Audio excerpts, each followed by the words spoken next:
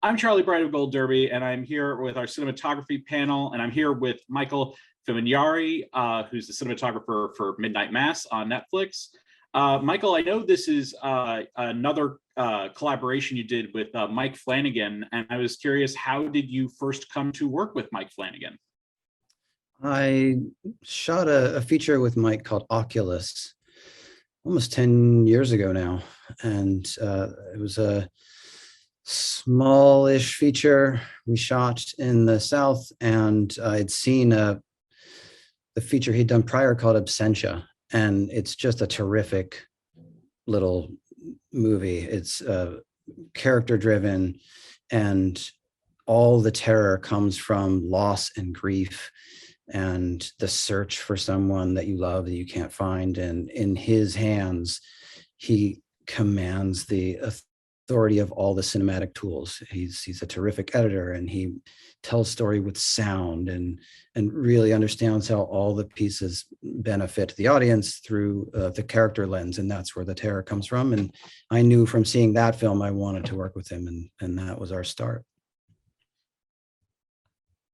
What kind of advantages do you find that there are when you work with someone repeatedly over a period of time, like you have with Mike? What are some of the advantages of that?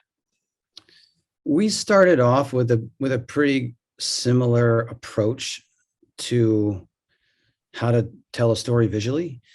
And it starts with script and breaking down each scene and understanding theme and tone, and then getting into a scene by scene breakdown and planning it all ahead, shot by shot.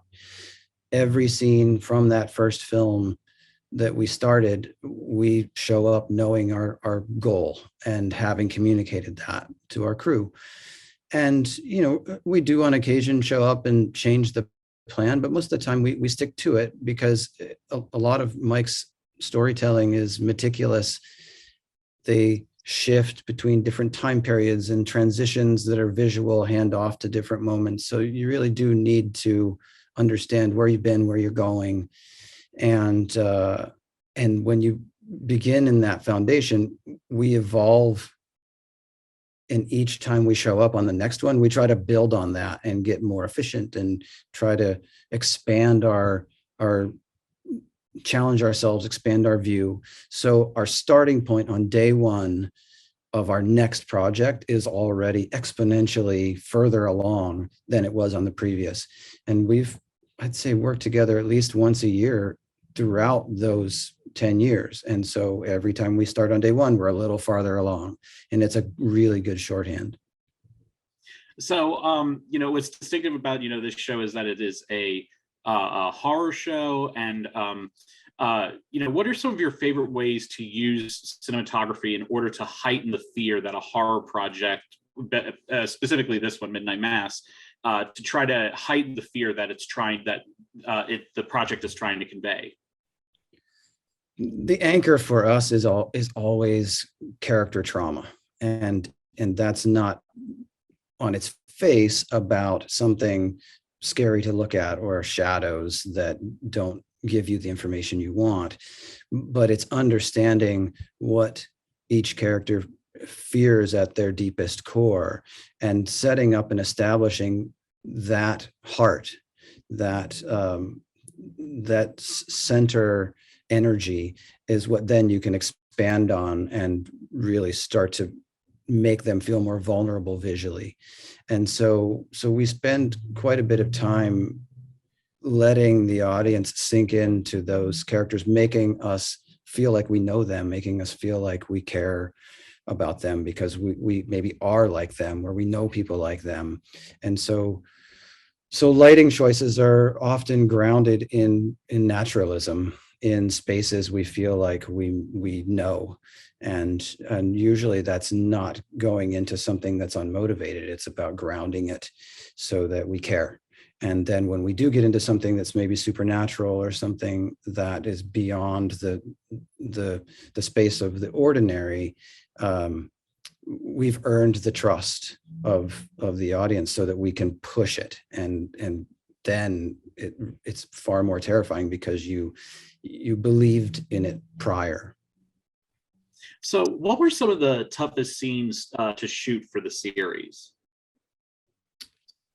You know, the island is exposed. It's exposed to a lot of natural elements, and so as a physical team, we were as well. And so there were some late nights in the winter where it was hard, where it's just physically tough and it's cold and it's hard on the cast, and sometimes the gear doesn't work, and like that.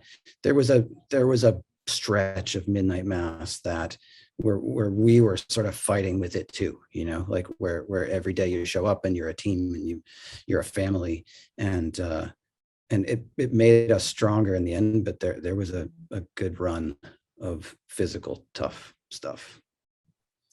Oftentimes you'll see with projects, you'll see with the cinematography that there's like a color palette that that they usually focus in on. And I was wondering, how did you come to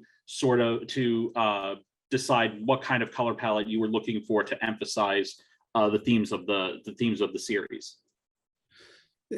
The island and all of its natural elements, and you're talking about water, you're talking about fire, you're talking about the basics, right? And so it was important to us that we motivated our aesthetic based on grounding it in the way that a sunrise would come up and break over the water, or the way that a single candle would affect the skin and fall away 3 feet behind someone. And it was very important to us that the lighting and the aesthetic were based on the primal needs. And so our color palette was pretty restricted. We didn't have a lot of artificial colors. There aren't a lot of cell phones. There aren't a lot of monitors. There's nothing about even some of the heightened elements. We didn't push that into something that was unmotivated. We tried to be faithful to what it's like when you're outside at night and all you have is the light reflected off the moon, and what is that like, as opposed to the cinematic, heightened theatrical version of it. And same with our candlelight processions. So we chose lenses, the Atlas Orion anamorphics, that were fast enough to give us exposure using real candles, and allowed us to allow the characters to move around in space a bit more. So the truth and the honesty of the space dictated aesthetic. And so it was a pretty limited palette. And to what you were saying earlier about getting the lighting right, the lighting while trying to also show like the darkness, and that you only have the light that's reflected from off of the moon. How difficult is that to set up? Because oftentimes you can see, like, it feels like sometimes things are too dark and you can't see it in there. How do you find that balance? Yeah, the trickiest part of big night exteriors, and we were lighting a town that we built. We built their center main street part of the island on a farm in Vancouver, or outside of Vancouver. And the goal there is to make sure our lights are big enough and far enough that it doesn't feel like a source. It feels like it's everywhere. So no matter where you move, it doesn't get brighter, it doesn't get darker. It allows you to understand the shapes that you need to, and then with just a little bit of wrap for the face, so you don't lose the emotion of it, you create the sense that you can see, you can understand the physical tension, and you can understand the emotional stakes of the moment. So that, when you're dealing with a big chunk of land, was all about having the biggest lights possible, as high and as far away as we could, in a circle on other farms outside of our farm, so that in any particular direction we would turn on that backlight, and then have our closer balloons and bigger, softer sources close to be able to light faces, and let the rest be a bit of atmosphere that we added in, or some color back in the trees, just have some separation. Or if we got lucky, some nights we just got some natural fog, things like that help it feel like a world and not like we're lighting a space. a small space. Well, Michael, thank you so much for joining us, and we look forward to seeing you at the group panel in just a little bit. All right, cool. Thanks.